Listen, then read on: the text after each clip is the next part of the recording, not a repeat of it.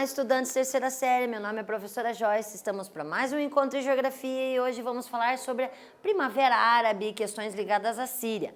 Nesse contexto, os objetivos são compreender as causas e alguns desdobramentos envolvendo a chamada Primavera Árabe e compreender as causas e desdobramentos de conflitos decorrentes na Síria.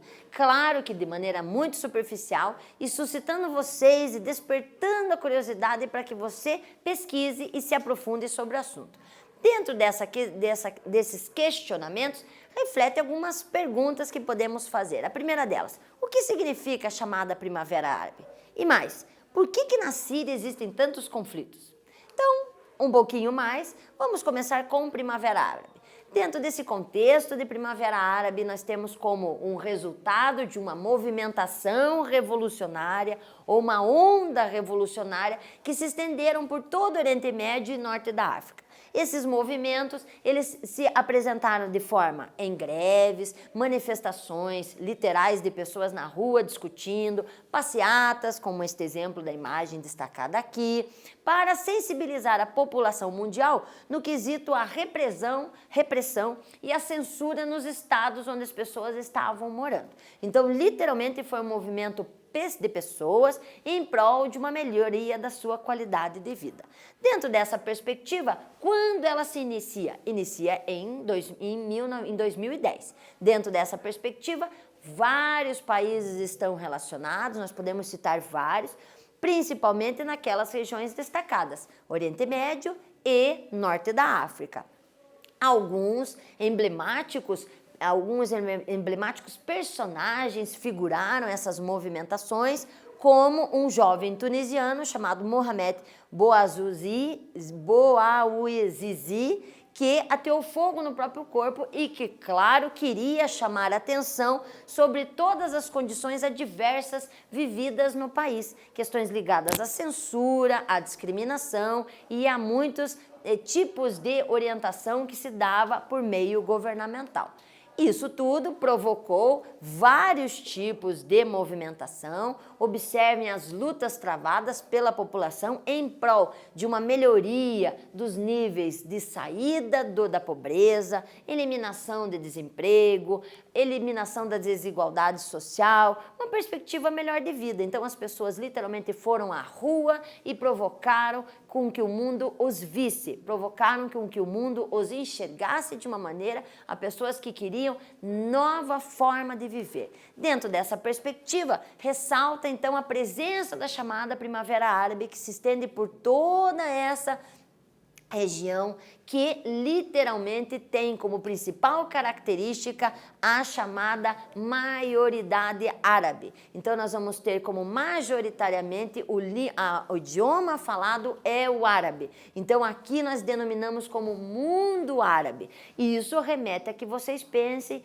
e normalmente nós só associamos ao chamado mundo árabe a região asiática, que está aqui situada a região do Oriente Médio, mas não, temos toda uma situação emblemática onde nós temos um árabe majoritário, que é o verde mais escuro, e onde temos uma influência, onde o árabe também se apresenta, onde ele é minoritário, mas também com pessoas falando. Nesses países onde você percebe uma maior concentração do árabe, como por exemplo no Egito, nós também temos como o idioma sendo oficial. Já como países mais centrais da África, ele aparece, mas ele não é oficial. Dentro dessa característica, puxamos uma charge muito interessante da época da Primavera Árabe. Veja que a charge é de 2011, mostra um dominó sendo assentado, influenciado por uma questão da União Soviética ainda, destacando que há uma influência, então, da antiga União Soviética, mostrando que a Primavera Árabe teve um efeito dominó, que literalmente foi um resultado de vários outros acontecimentos anteriores que deflagraram na população essa necessidade pela luta na sua melhoria de vida. Claro que isso, muitas vezes, embasada pela presença de ditadores, pessoas que em determinados lugares, aqui destacado o do Egito, Hosni Mubarak, que identificava como a sua autoridade no sentido ditatorial, expulsando, delimitando, reprimindo e dando muitas vezes à vida, ao contexto de vida social, aspectos muito contraditórios. Dentro disso, vamos para a nossa primeira atividade. Nela, vamos caracterizá-la. A série de revoltas contra o regime no mundo árabe ficou conhecida como Primavera Árabe. Os ativistas utilizaram os dispositivos técnico e informacionais para questionar os regimes autoritários e centralizadores que ocorrem em diversos países do Oriente Médio. Explique com o uso das mídias sociais auxiliaram nas manifestações durante a Primavera Árabe. Bora lá, pense um pouquinho, volto já já.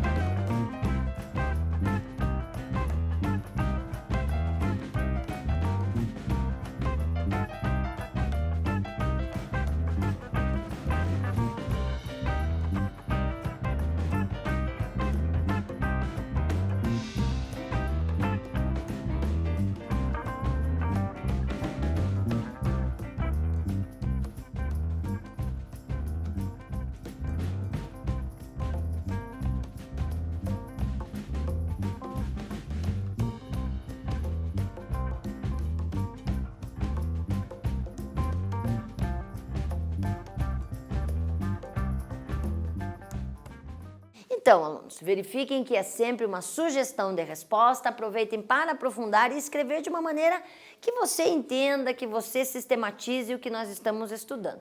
Dentro dessa característica, obviamente, esta movimentação decorrente da Primavera Árabe fez com que o mundo reconhecesse e observasse a dinâmica pela qual as pessoas estavam passando.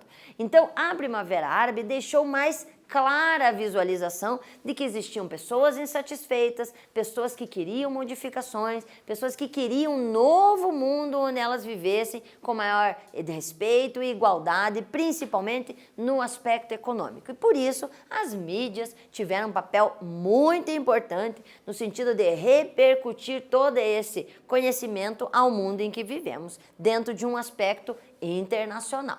Continuando, falando agora da Síria, a região da Síria,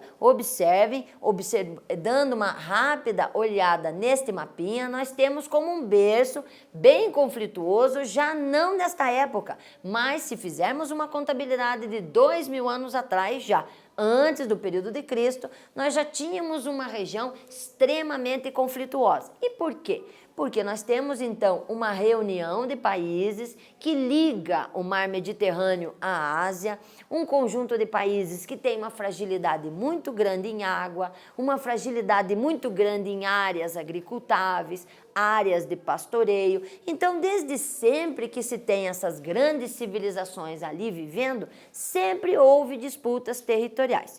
E isso, logicamente, não deixa aquém o momento em que nós vivemos hoje. Então, olhando a Síria, olhando os seus vizinhos e olhando a conformação do mar Mediterrâneo, e aqui Mar Vermelho e o Canal de Suez, nós entendemos que a Síria é indiscutivelmente um ponto de conflito onde, dependendo de como o assunto é tratado, pode-se ganhar volume e se transformar em algum movimento de revolta.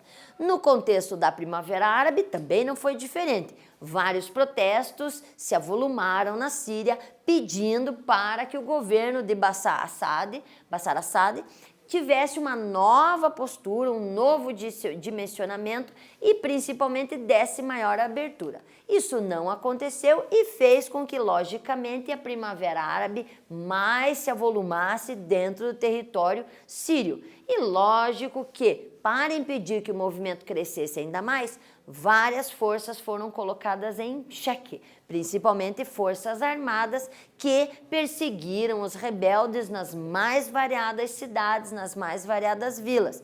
Logicamente, dentro desse contexto, a insatisfação com o regime também gerava um conflito com identificação religiosa, fazendo com que houvesse muitas disputas territoriais, não só de localização, mas aspecto religioso.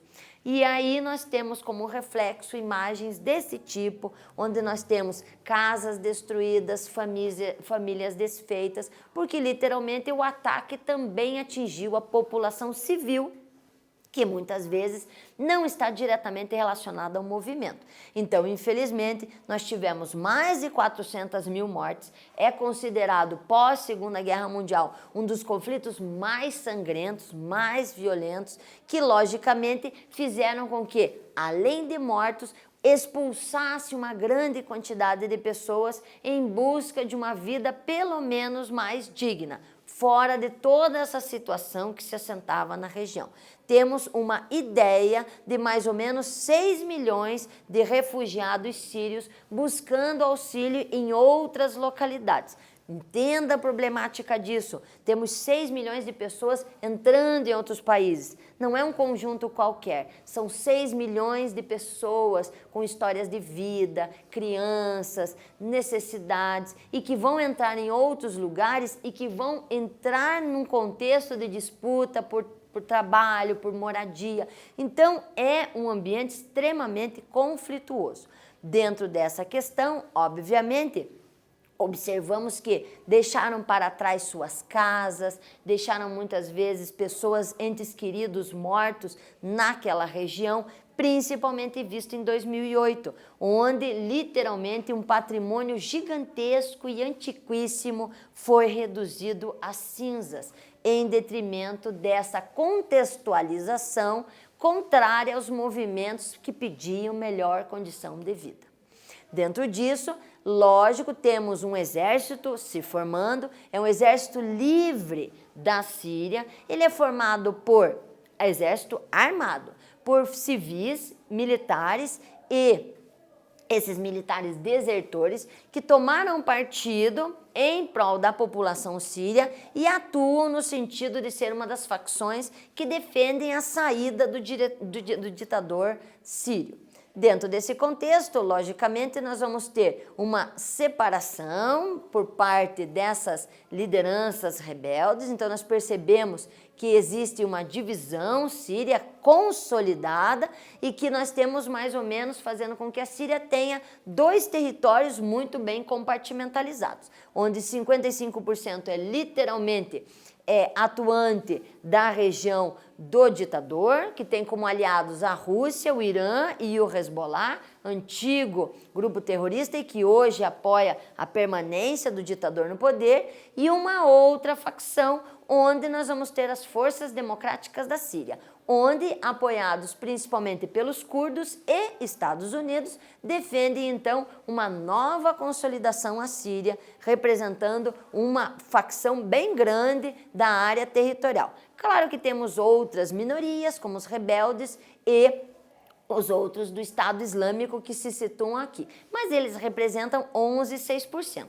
A grande massa é dividida entre influência rússia, iraniana e Hezbollah, e do outro lado, sírio, curdo e estadunidense. Nesse contexto, obviamente, temos que observar as áreas onde existe a maior concentração de refugiados. Observem que os refugiados, literalmente, eles tiveram que ser expulsos porque as áreas de conflito se assentam, literalmente, em áreas próximas à divisão litorânea. Então, literalmente, foram sendo empurrados em direção às áreas mais próximas. Então, você percebe que existe uma grande fuga para a região do Líbano, para a região da Turquia e que, claro, vai dar a ponte, ao alicerce e a estrutura para a chegada até o continente europeu. Dentro disso, vamos à nossa próxima atividade. Nessa, em março de 2011, estima-se que o conflito na Síria tenha causado a morte de mais de 100 mil pessoas. Estima-se que 6,8 milhões de pessoas necessitam de assistência humanitária urgente. Há mais de 2 milhões de refugiados sírios nos países vizinhos e no norte da África. Cerca de 1,2 milhões de famílias tiveram suas casas atingidas. Diante dessa situação, explique as principais causas da guerra da Síria. Bora lá, quero que vocês pensem a respeito, volto já já.